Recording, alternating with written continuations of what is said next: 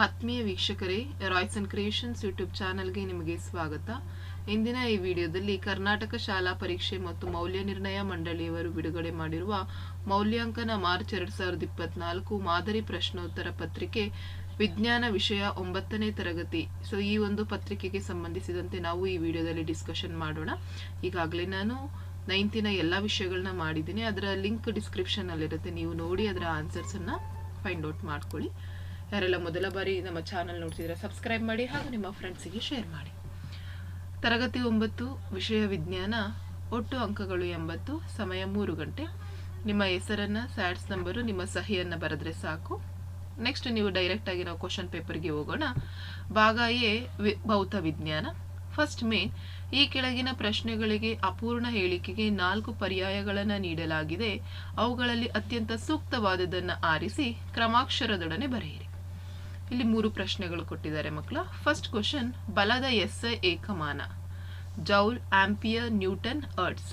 So ಬಲದ ಏಕಮಾನ newton ಆಗಿರುತ್ತೆ, ಹಾಗಾಗಿ option C newton is the right answer. ಈಗ ಹರ್ಟ್ಸ್ಗೆ ಬಂದ್ರೆ ಆವೃತ್ತಿಯ ಏಕಮಾನ ಹರ್ಟ್ಸ್, ಆಂಪಿಯರ್ ವಿದ್ಯುತ್ ಪ್ರವಾಹದ ಏಕಮಾನ, ಜೌಲ್ ಕೆಲಸದ ಏಕಮಾನ. ಹಾಗಾಗಿ ನಿಮಗೆ ಏಕಮಾನಗಳು ಗೊತ್ತಿರಲಿ ಮಕ್ಕಳ, ಯಾವ್ದು ಬೇಕಾದ್ರೂ ಕೇಳ್ಬೋದು. ಎರಡನೇದು, ಭೂಗುರುತ್ವ ವೇಗೋತ್ಕರ್ಷದ ಬೆಲೆ obviously 9.8 metre per second square, ಹಾಗಾಗಿ option C 9.8 metre second inverse. ಮೂರನೇದು, ಮಾನವರಲ್ಲಿ ಶ್ರವಣ ಶಬ್ದ ಕೇಳುವಿಕೆಯ ವ್ಯಾಪ್ತಿ. ಸೊ ನಮಗೆ ಶ್ರವಣ ಶಬ್ದ ಎಲ್ಲಿಂದ ಎಲ್ಲಿವರೆಗೂ ಕೇಳಿಸ್ತದೆ ಅಂದ್ರೆ ಅದು 20 ಹರ್ಟ್ಸ್ ಇಂದ 20,000 ಹರ್ಟ್ಸ್ ವರೆಗೂ. ಹಾಗಾಗಿ ಕೊಟ್ಟಿರೋ ಈ 4 ಆಪ್ಷನ್ ಅಲ್ಲಿ option A 20 hertz to 20,000 hertz is the right answer. Second main, ಕೆಳಗಿನ ಪ್ರಶ್ನೆಗಳಿಗೆ ಉತ್ತರಿಸಿ. ಇಲ್ಲಿ 2 ಪ್ರಶ್ನೆಗಳು 1 ಅಂಕಕ್ಕಿದೆ. 4ನೇ ಪ್ರಶ್ನೆ, ಭೂಮಿಯ ಮೇಲೆ ಒಂದು ವಸ್ತುವು 36 ನ್ಯೂಟನ್ ತೂಗ್ತದೆ ಭೂಮಿ ಮೇಲೆ. ಹಾಗಾದ್ರೆ ಚಂದ್ರನ ಮೇಲ್ಮೈ ಮೇಲೆ ಅಳೆದಾಗ ತೂಕ ಎಷ್ಟು? ಸೊ ನಿಮಗೆ ಇದು ವಿಶ್ವ ಗುರುತ್ವ ವ್ಯಾಪಿ ಪಾಠದಲ್ಲಿ ನಿಮಗಿದೆ ಈ ಕಾನ್ಸೆಪ್ಟ್, ನೀವು ಅದನ್ನ ಮರಿದಂಗೆ ಕಲ್ತ್ಕೋಬೇಕು. ಸೊ ಚಂದ್ರನ ಮೇಲೆ ವಸ್ತುವಿನ ತೂಕ ಯಾವಾಗಲೂ 1/6 ಭೂಮಿಯ ಮೇಲೆ ಅದರ ತೂಕಕ್ಕೆ ಸಮನಾಗಿರ್ತದೆ. ಅರ್ಥ ಆಗ್ತಿದೆಯಾ? ಹಾಗಾಗಿ 1/6 ಇಂಟು ಭೂಮಿಯ ಮೇಲೆ ಅದರ ತೂಕ ಎಷ್ಟು? 36 ನ್ಯೂಟನ್. ಹಾಗಾಗಿ 6 1 6 ಹಾಗಾಗಿ ಭೂಮಿಯ ಮೇಲೆ 36 ನ್ಯೂಟನ್ ತೂಗುವ ವಸ್ತು ಚಂದ್ರನ ಮೇಲ್ಮೈ ಮೇಲೆ 6 ನ್ಯೂಟನ್ ಅಷ್ಟು ತೂಗುತ್ತೆ. ಹಾಗಾಗಿ ಉತ್ತರ 6 ನ್ಯೂಟನ್. ಐದನೇ ಪ್ರಶ್ನೆ, ಅನುಕರಣನವನ್ನು ಕಡಿಮೆ ಮಾಡುವ ಒಂದು ವಿಧಾನವನ್ನ ತಿಳಿಸಿ. ಯಾವ ರೀತಿ ಕಡಿಮೆ ಮಾಡಬಹುದು? ಒಂದು, ಸಭಾಂಗಣದಲ್ಲಿ ಅಥವಾ ಪಡಸಾಲೆಯಲ್ಲಿನ ಮೇಲ್ಚಾವಣಿ ಹಾಗೂ ಗೋಡೆಗಳನ್ನ ಶಬ್ದ ಗ್ರಹಿಸುವ ವಸ್ತುಗಳಾದ ಸಂಕುಚಿತ ದುಗ್ನಾರು ಹಲಗೆ ಅಥವಾ ಒರಟಾದ ಪ್ಲಾಸ್ಟಿಕ್ಗಳಿಂದ ಮುಚ್ಚಿರ್ತಾರೆ. ಇನ್ನೊಂದು, ಆಸನಗಳನ್ನ ಶಬ್ದಗ್ರಹಿಕ ವಸ್ತುಗಳನ್ನ ಬಳಸಿ ತಯಾರಿಸುತ್ತಾರೆ. ಸೊ ಈ ರೀತಿ ಮಾಡೋದ್ರಿಂದ ನಾವು ಅದನ್ನ ಕಡಿಮೆ ಮಾಡಬಹುದು. ಥರ್ಡ್ ಮೇನ್, ಕೆಳಗಿನ ಪ್ರಶ್ನೆಗಳಿಗೆ ಉತ್ತರಿಸಿ. ಇಲ್ಲಿ 3 ಪ್ರಶ್ನೆಗಳಿದಾವೆ, 2 ಅಂಕದ್ದು. 6ನೇ ಪ್ರಶ್ನೆ, 2 ಮೋಟಾರ್ ವಾಹನಗಳು ಚಲಿಸಿದ ರೀತಿಯನ್ನ ಎ ಮತ್ತು ಬಿ ನಕ್ಷೆಗಳಲ್ಲಿ ನೀಡಲಾಗಿದೆ. ಗರಿಷ್ಠ 20 ಕಿಲೋಮೀಟರ್ ದೂರವನ್ನ ಅತಿ ಕಡಿಮೆ ಸಮಯದಲ್ಲಿ ತಲುಪಿರುವುದನ್ನ ಯಾವ ನಕ್ಷೆ ತೋರಿಸುತ್ತದೆ ಮತ್ತೆ ಏಕೆ? ಇಲ್ಲಿ ನೋಡಿ ಮಕ್ಕಳ, 2 ನಕ್ಷೆಯನ್ನ ನೋಡಿ. 2 ನಕ್ಷೆಗೂ ಸಹ ಏನಾಗಿದೆ, 20 ಕಿಲೋಮೀಟರ್ ದೂರವನ್ನ ತಲುಪಿದೆ. ಆದ್ರೆ ಕಡಿಮೆ ಸಮಯದಲ್ಲಿ ತಲುಪಿರೋದು ಯಾವುದು? ಸೊ ಕಡಿಮೆ ಸಮಯದಲ್ಲಿ ತಲುಪಿರೋದು ನಿಮಗೆ ಈಸಿಯಾಗಿ ಇಲ್ಲೇ ಕಾಣಿಸ್ತಾ ಇದೆ. 10 ನಿಮಿಷದಲ್ಲಿ 20 ಕಿಲೋಮೀಟರ್ ಹೋಗಿದೆ, ಅದು ನಕ್ಷೆ ಬಿ. ಹೌದಾ?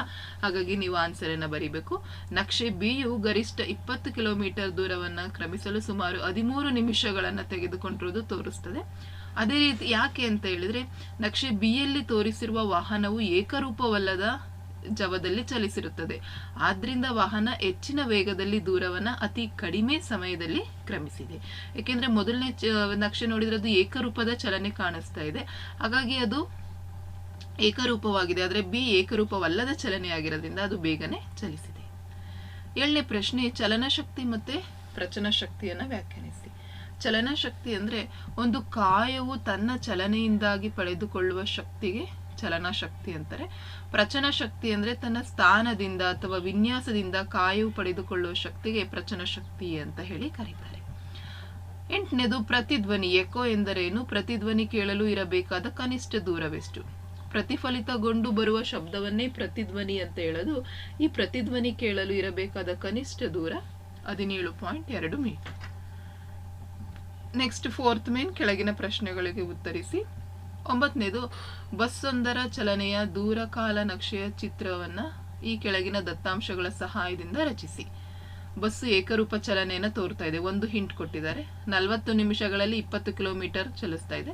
40 ಕಿಲೋಮೀಟರ್ ದೂರವನ್ನು ಕ್ರಮಿಸಲು 80 ನಿಮಿಷ ತೆಗೆದುಕೊಳ್ತಾ ಇದೆ. ಹಾಗಾಗಿ ಇದು ಏಕರೂಪ ಚಲನೆ ಅಂತ ಕಾಣಿಸ್ತಿದೆ ನಮಗೆ. ಹಾಗಾಗಿ ಕಾಲವನ್ನ ಇಲ್ಲಿ ಎಕ್ಸ್ ಅಕ್ಷದಲ್ಲಿ, ದೂರವನ್ನ ವೈ ಅಕ್ಷದಲ್ಲಿ ತೆಗೆದುಕೊಂಡಿದ್ದೀನಿ. ಸೊ 1 ಸೆಂಟಿಮೀಟರ್ಗೆ ಇಲ್ಲಿ 20 ಮಾನ ತೆಗೆದುಕೊಂಡಿದ್ದೀನಿ. ಇಲ್ಲಿ 10 ಮಾನ ಕಿಲೋಮೀಟರ್ ತಗೊಂಡಿದ್ದೀನಿ. ಸೊ ಅಲ್ಲಿ ಕೊಟ್ಟರೇನು 40 ನಿಮಿಷಕ್ಕೆ 20 ಕಿಲೋಮೀಟರ್, 80 ನಿಮಿಷಕ್ಕೆ 40 ಕಿಲೋಮೀಟರ್. ಸೊ ಹಾಗಾಗಿ ಈ ರೀತಿ ನಕ್ಷೆಯನ್ನು ಬಿಡಿಸಿದ್ರೆ ನಿಮಗೆ 3 ಅಂಕ ಸಿಗತ್ತೆ.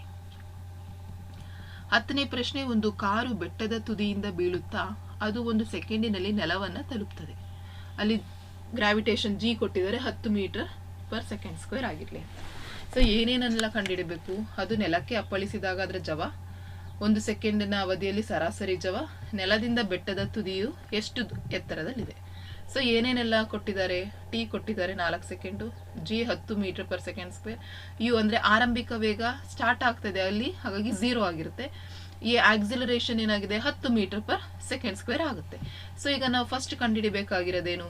ನೆಲಕ್ಕೆ ಅಪ್ಪಳಿಸಿದ ಜವ ವಿ ಕಂಡುಹಿಡಿಬೇಕು.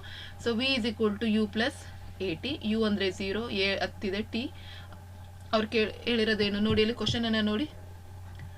1 ಸೆಕೆಂಡಿನಲ್ಲಿ ನೆಲವನ್ನ ತಲುಪ್ತಾ ಇದೆ. ಸೊ ಹಾಗಾಗಿ 1 ಸೆಕೆಂಡು ಅಂತ ಹೇಳಿ, ಸಾರಿ ಇದು 1 ಸೆಕೆಂಡ್ ಆಗ್ಬೇಕು ಇದು. ಸೊ 1 ಸೆಕೆಂಡ್ ಅಂತ ಇರೋದ್ರಿಂದ 1 × 10 10 ಆಗುತ್ತೆ. ಹಾಗಾಗಿ ಅದಕ್ಕೆ ನೆಲಕ್ಕೆ ಅಪ್ಪಳಿಸಿದಾಗ ಅದರ ಜವ ಎಷ್ಟಾಗಿರುತ್ತೆ ಮಕ್ಕಳ? 10 ಮೀಟರ್ ಪರ್ ಸೆಕೆಂಡ್. ಹಾಗಾಗಿ ನೆಲಕ್ಕೆ ಅಪ್ಪಳಿಸಿದಾಗ ಅದರ ಜವ 10 ಮೀಟರ್ ಪರ್ ಸೆಕೆಂಡ್. ಸೊ ಈಗ ಸರಾಸರಿ ಜವ ಕಂಡುಹಿಡಿಲಿಕ್ಕೆ ಕೇಳಿದ್ದಾರೆ. ಸರಾಸರಿ ಜವ ಅಂದ್ರೆ ಏನು? ಆರಂಭಿಕ ಜವ ಯು ಪ್ಲಸ್ ವಿ, ಆರಂಭಿಕ ವೇಗ ಮತ್ತೆ ಅಂತಿಮ ವೇಗವನ್ನು ಕೂಡಿಸಿ ಡಿವೈಡ್ ಮಾಡಿದ್ರೆ ನಮಗೆ ಸರಾಸರಿ ಜವ ಬಂದ್ಬಿಡುತ್ತೆ. ಹಾಗಾಗಿ 0 + 10 ಮಾಡಿದ್ರೆ 10/2 5 ಬಂದ್ಬಿಡುತ್ತೆ. ಹಾಗಾಗಿ 1 ಸೆಕೆಂಡಿನ ಅವಧಿಯಲ್ಲಿ ಅದರ ಸರಾಸರಿ ಜವ 5 ಮೀಟರ್ ಪರ್ ಸೆಕೆಂಡ್ ಆಯಿತು. ಸೊ ಈಗ ಚಲಿಸಿದ ದೂರವನ್ನ ಕೇಳಿದರೆ ಅಂದ್ರೆ ನೆಲದಿಂದ ಬೆಟ್ಟದ ತುದಿಯ ಎತ್ತರ ಕಂಡುಹಿಡಬೇಕು. ಹಾಗಾಗಿ S is equal to U T plus half A T square. U 0 ಆಗಿದೆ. ಸೊ 0 × ಎನಿಥಿಂಗ್ 0ನೇ, ಹಾಫ್ ಇಂಟು 10 × 1. ಸೊ ಹಾಗಾಗಿ 2 1s 2 5s. ಸೊ ಹಾಗಾಗಿ 5 ಮೀಟರ್. ಹಾಗಾಗಿ ನೆಲದಿಂದ ಬೆಟ್ಟದ ತುದಿಯ ಎತ್ತರ 5 ಮೀಟರ್ ಇದೆ. ಸೊ ಈ ರೀತಿ ನೀವು ಕಂಡುಹಿಡಿದ್ರೆ 3 ಅಂಕ ನಿಮಗೆ ಸಿಗುತ್ತೆ. 11ನೇದು, ದೇಶವೊಂದರ ಹಡಗು ಆಳ ಸಮುದ್ರದಲ್ಲಿ ಮುಳುಗಿದೆ. ಮುಳುಗಿದ ಹಡಗನ್ನ ಪತ್ತೆ ಹಚ್ಚಲು ಮತ್ತೊಂದು ಹಡಗನ್ನ ಆ ಸ್ಥಳಕ್ಕೆ ಕಳುಹಿಸಲಾಗಿದೆ. ಹಾಗಾದರೆ ಮುಳುಗಿ ಹೋಗಿರುವ ಹಡಗನ್ನ ಪತ್ತೆ ಹಚ್ಚಲು ಬಳಸುವ ಉಪಕರಣವನ್ನ ಹೆಸರಿಸಿ. ಸೊ ಆಬ್ವಿಯಸ್ಲಿ ಅದು ಸೋನಾರ್ ಆಗಿರುತ್ತೆ. ಸೊ ಸೋನಾರ್ನ ವಿಸ್ತೃತ ರೂಪ ಕೇಳಿದರೆ ಸೌಂಡ್ ನ್ಯಾವಿಗೇಷನ್ ಅಂಡ್ ರೇಂಜಿಂಗ್, ಅಂದ್ರೆ ಶಬ್ದ ಪ್ರಸರಣದಿಂದ ವ್ಯಾಪ್ತಿ ನಿರ್ಧಾರ.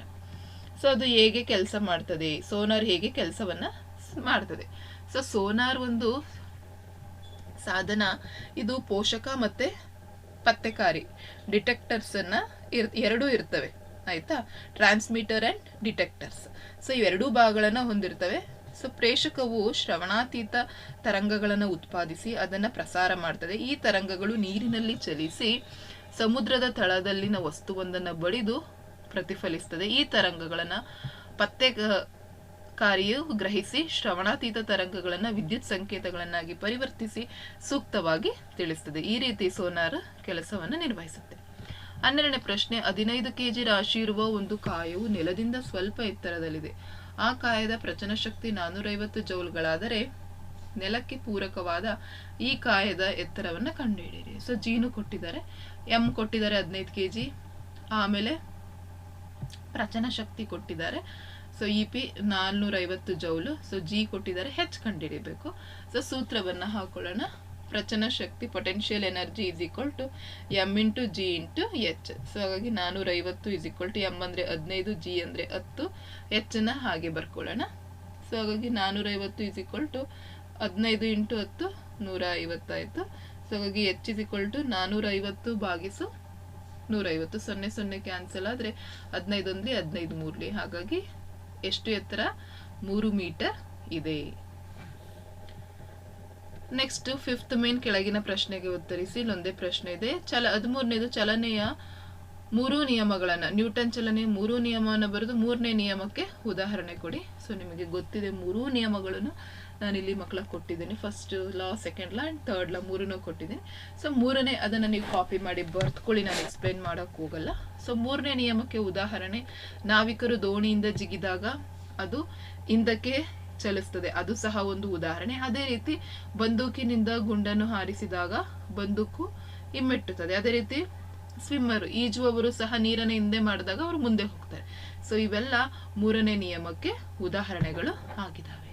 ಸೊ ಇದಿಷ್ಟು ಮಕ್ಕಳ ನಿಮಗೆ ಭೌತ ವಿಜ್ಞಾನದಲ್ಲಿ ಬರುವಂಥದ್ದು. ತದನಂತರ ಭಾಗ ಬಿ ರಸಾಯನ ವಿಜ್ಞಾನ. ಇಲ್ಲಿ 6th ಮೇನಲ್ಲಿ ಮಲ್ಟಿಪಲ್ ಚಾಯ್ಸ್ ಕ್ವಶನ್ಸ್ ಇದ್ದಾವೆ, ಎರಡು ಪ್ರಶ್ನೆಗಳಿದ್ದಾವೆ. 14ನೇದು, ಈ ಕೆಳಗಿನವುಗಳಲ್ಲಿ ಸಂಯುಕ್ತ ವಸ್ತು ಕಾಂಪೌಂಡ್ ಯಾವುದು? ಹೈಡ್ರೋಜನ್, ಆಕ್ಸಿಜನ್, ಚಿನ್ನ, ನೀರು. ಇವೆಲ್ಲ ಏನಾಗಿದೆ, ಇವೆಲ್ಲ ಎಲಿಮೆಂಟ್ಸ್, ನೀರು ಮಾತ್ರ ಒಂದು ಸಂಯುಕ್ತ. ಹಾಗಾಗಿ option C is the right answer. 15ನೇ ಪ್ರಶ್ನೆ, ಇದು ವಾತಾವರಣದ ಅಧಿಕ ಪ್ರಮಾಣದ ಅನಿಲ ಘಟಕ. ಗಾಳಿಯಲ್ಲಿರುವಂತಹ ಅಧಿಕ ಪ್ರಮಾಣ ಯಾವುದು? ನೈಟ್ರೋಜನ್. ಹಾಗಾಗಿ option C, nitrogen is the right answer. Next 7th main, ಕೆಳಗಿನವುಗಳಿಗೆ ಉತ್ತರಿಸಲಿ. 4 ಪ್ರಶ್ನೆಗಳನ್ನ 1 ಅಂಕಕ್ಕೆ ಕೇಳಿದ್ದಾರೆ. ಬೇಸಿಗೆಯಲ್ಲಿ ಹತ್ತಿ ಬಟ್ಟೆಯನ್ನ ಧರಿಸುವುದು ಉತ್ತಮ ಏಕೆ? ಯಾಕೆಂತ ಹೇಳಿದ್ರೆ ಹತ್ತಿಯು ನೀರನ್ನ ಹೀರಿಕೊಳ್ಳುವ ಒಂದು ಉತ್ತಮ ವಸ್ತು ಮತ್ತು ಇದು ಬೆವರನ್ನ ಹೀರಿಕೊಂಡು ವಾತಾವರಣದಲ್ಲಿ ಸುಲಭವಾಗಿ ಆವಿಯಾಗಲು ಸಹಾಯಕವಾಗಿರುತ್ತದೆ.